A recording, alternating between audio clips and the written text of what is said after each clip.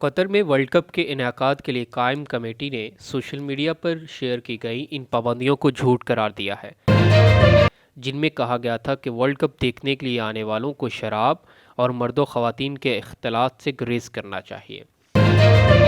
World cup کے لیے قائم کمیٹی نے اس سوشل میڈیا پر وائرل کی گئی پابندی نما احتیاطی درخواستوں کی بھی تردید کی ہے۔ اس وائرل ہونے والی پوسٹ میں یہ بھی کہا گیا تھا کہ شراب نوشی سے گریز کر کے اپنے رویے سے دین اور قطری عوام کی ثقافت کے لیے احترام ظاہر کریں،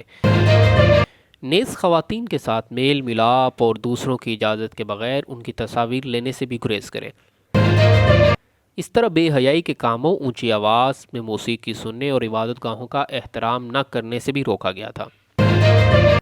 یہ چیز درست سمجھتے ہوئے بہت سے سوشل میڈیا صارفین نے اسے بار بار ری پوسٹ اور شیئر کیا تھا، جس کے بعد ورلڈ کپ کے لیے قائم سپریم کمیٹی نے اس کی تردید کرنا ضروری سمجھا اور اس قسم کے تماشائیوں پر تمام پابندیوں کی فوری تردید کی۔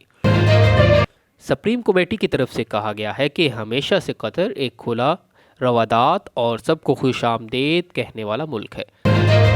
اس لیے تماشائیوں پر پابندیوں کے حوالے سے سوشل میڈیا پر چلنے والی پابندیاں درست نہیں ہیں، نہ ہی انتظامیہ ان کے ساتھ ہے۔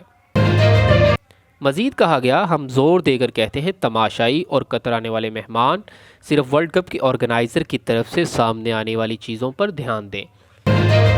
کسی بھی اور چیز پر نہیں۔ ٹورنامنٹ کے منتظمین بڑی اچھی طرح سمجھ سکتے ہیں کہ قطر آنے والا ہر شخص ورلڈ کپ کو ہر طرح سے انجوائے کرنا چاہیے۔ اس حوالے سے قطر ہمیشہ بڑا کھلا ڈلا ملک رہا ہے۔